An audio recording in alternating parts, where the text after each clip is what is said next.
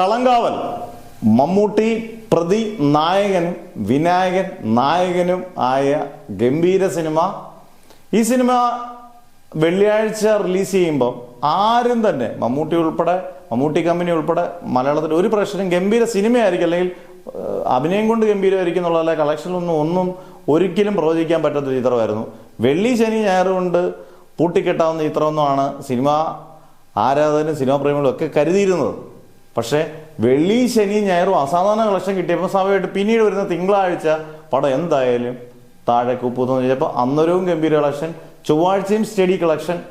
അന്നേരം പിന്നെ ഇനി ഏറ്റവും ഒരു സിനിമയിൽ ഒരാഴ്ച നിശ്ചയിക്കുന്ന ഘടകം പറയുന്നത് ബുധനാഴ്ചയാണ്. ഈ ബുധനാഴ്ചയാണ് ഏത് സിനിമയായാലും വീഴുന്നത്. ഇന്നും സ്റ്റഡി കളക്ഷൻ നിലനിർത്തി എന്നുള്ളതാണ്.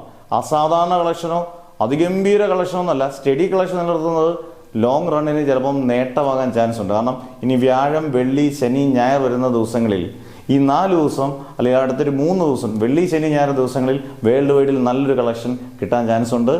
എന്തായാലും ബുധനാഴ്ച വരെ ഇന്നത്തെ കളക്ഷൻ ട്രാക്ക് ചെയ്യുന്നതനുസരിച്ച് വേൾഡ് വൈഡ് ഏകദേശം 58 കോടിയോളം രൂപയാണ് ഇത് കളക്ട് ചെയ്തത്.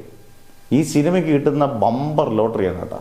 ഇങ്ങനെയുള്ള ജോണർ പടത്തിന് 25 കോടി പോലും കിട്ടാത്ത സാഹചര്യത്തിൽ 4 ദിവസം കൊണ്ടൊരു വമ്പൻ പടത്തിന് കിട്ടുന്ന 50 കോടി കിട്ടിയെന്നുള്ളത് തന്നെ വലിയ കാര്യമാണ്. ഈ പല കുറ്റങ്ങളും പറയുന്നവർ അങ്ങനെയാണ് ചിന്തിക്കേണ്ട. ഇതേ പ്രതലത്തിലുള്ള വേറെ ചിത്രങ്ങൾ ഈ കളക്ഷൻ പോലും നേടുന്നില്ല. ഇതിൻ്റെ കൂട്ടത്തിലുള്ള പല ചിത്രങ്ങളും നമ്മൾ ശ്രദ്ധിക്കപ്പെടുന്നുമില്ല ഇങ്ങനെയുള്ള ചിത്രങ്ങൾ. അന്നേരം ഇതിൻ്റെ ക്വാളിറ്റിയും കണ്ടന്റും ഇവർ മമ്മൂട്ടി വിനായകൻ്റെ അഭിനയവും എല്ലാം കൊണ്ടും ഗംഭീരമായതുകൊണ്ടാണ് ഈ സിനിമ ഇപ്പോഴും തിയേറ്ററിൽ മുന്നേറുന്നത്.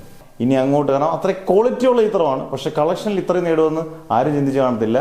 എന്തായാലും എത്ര വരെ നേടുമെന്നുള്ളത് നമുക്കെന്തായാലും കണ്ടറിയാം.